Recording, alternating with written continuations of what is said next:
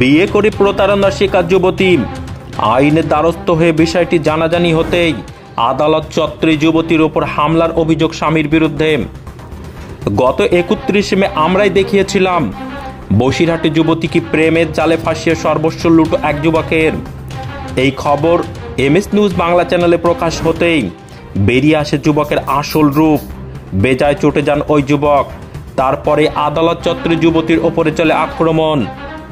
উত্তর 24 পরগনা জেলার বসিরহাট মহকুমার মেনাকা থানার অন্তর্গত তুতুরদহ গ্রাম পঞ্চায়েতের বছর 29-এর বাসিন্দা ফজিলা বিবির দাবি, 2018 সালে বিবাহ করেছিলেন শাসন থানার অন্তর্গত শাসন গ্রাম পঞ্চায়েতের অধীনস্থ চোলপুর গ্রামের বাসিন্দা ফিরোজ মল্লিক ওরফে জুল হাসান মল্লিকের সঙ্গে।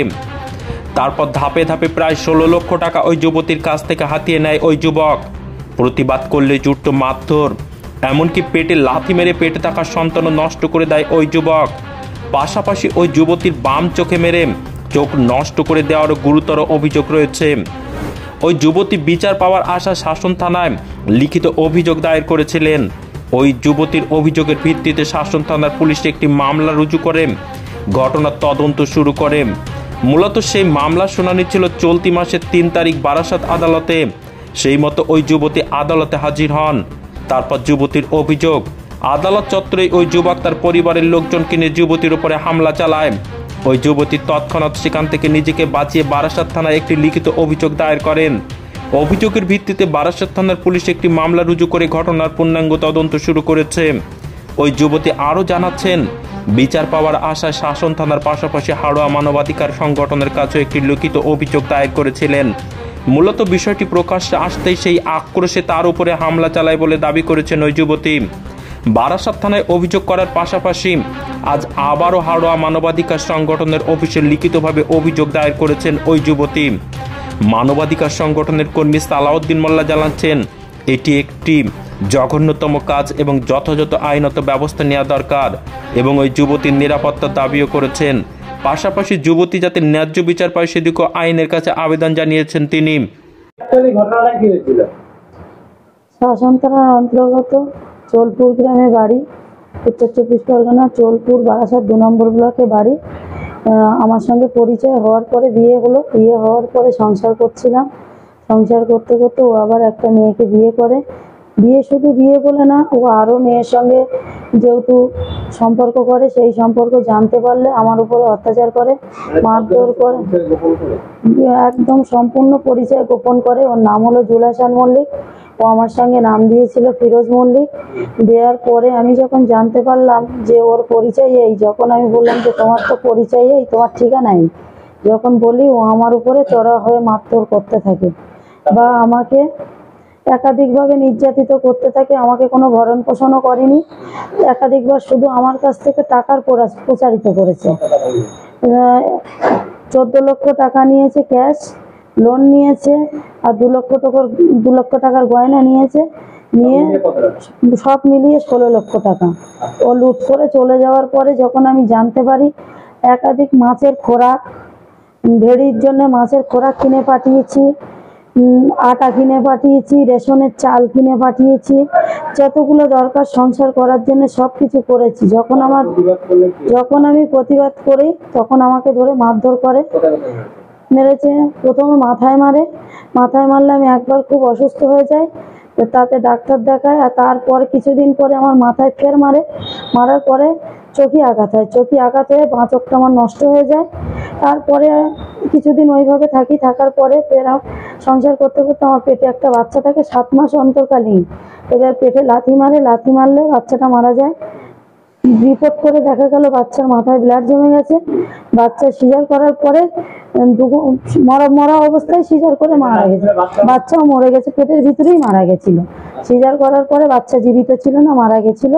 তারপর ওখান থেকে আমি চলে এসে চুপচাপ বাড়িতে থাকাকালীন ও বলছে, না তুমি এখানে থাকলে আমার বাড়িতে আমার মা অশান্তি করে, তাহলে তুমি এখানে থাকলে ভালো হবে। এবার আমি এখানে কিছুদিন থাকি, তারপর ফের আমাকে নিয়ে যায়। নিয়ে যাওয়ার পরে ও যখন অন্যান্য মেয়ের সঙ্গে সম্পর্ক করে আমি জানতে পারি, ওর মোবাইলে হাত দিলে আমাকে মারধর করে বা কোনো কিছু জানতে দেয় না। একাধিক মেয়ের সঙ্গে সম্পর্ক, যেহেতু ধারণা করে একটা মেয়ের সাথে সম্পর্ক করেছে, পলিরাট গাজীপুরি একটা মেয়েকে বিয়ে করেছিল, লাভার বসিনা একটা মেয়েকে বিয়ে করেছিল, সব কিছু ছদ্মবেশে একটাই নাম গোপন করে বিয়ে করেছে। আর এখন যে মেয়েটার বিয়ে করেছে, এই মেয়েটার বাড়ি হলো, বাপের বাড়ি কোথায় আমি জানি না, ইউপি বাড়ি। মেয়েটার নাম আরজিনা বিবি। ওকে বিয়ে করেছে ও 3 সন্তানের জন্য। ও 3টে বাচ্চা রেখে এর সঙ্গে চলে এসেছে।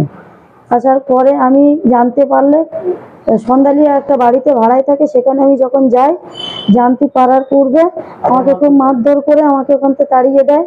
দিলে আমি ওই শাসন থানার দ্বারস্থ হই, ওই শাসন থানায় একটা এফআইআর করি। এফআইআর করার পরে 3 তারিখে আমাকে একটা কেসের ডেট ছিল বারাসাত কোর্টে। আমি বারাসাত কোর্টে যাই, গেলে সেখানে আমাকে মারধর করে বলে, তোর কোন বাবা বাঁচাবে আজকে, তোর আজকে দেখে নেবো। কোর্টে হামলা করেছে। করার পরে এবার আমি ওখান থেকে ভয়ে একটা ইট ছুঁড়ে মারে, আমি ভয়ে পালিয়ে এসে কোর্টের মধ্যে আসি। আসার পরে কোর্টের ঠিক সেকেন্ড গেটের মুখী, ওখানে আমাকে ধরে 3 জন মিলে, আমার শ্বশুর শাশুড়ি, সতীন আর সতীনের বোন, আজিনা বিবি, আজিতা বিবি আর সেরিনা বিবি, ওরা 3 জন আমার ধরে আমার মারার চেষ্টা করেছে। অনেক লোকজন ছিল, বা আমাদের মানবাধিকার কমিশনারের রাজ্য সভাপতি সালাউদ্দিন মোল্লা, উনিও স্পটে ছিল আমার সঙ্গে, আমাকে গাইড করেছিল। আমাকে আর মারতে পারিনি, আমি ওখান থেকে চলে আসি। তারপর আমি বাড়ি আসার জন্য রাস্তা খুঁজে অন্য রাস্তা দিয়ে চলে আসতে, রাস্তায় আমাকে ফের হামলা করতে অতিষ্ঠ হয়ে তারপরে আমি বারাসাত থানার দ্বারস্থ হই। বারাসাত থানার দ্বারস্থ হয়ে আমি নিজে অভিযোগ দায়ের করে, সেই অভিযোগের উপর ভিত্তি করে এফআইআর দাখিল করেছে।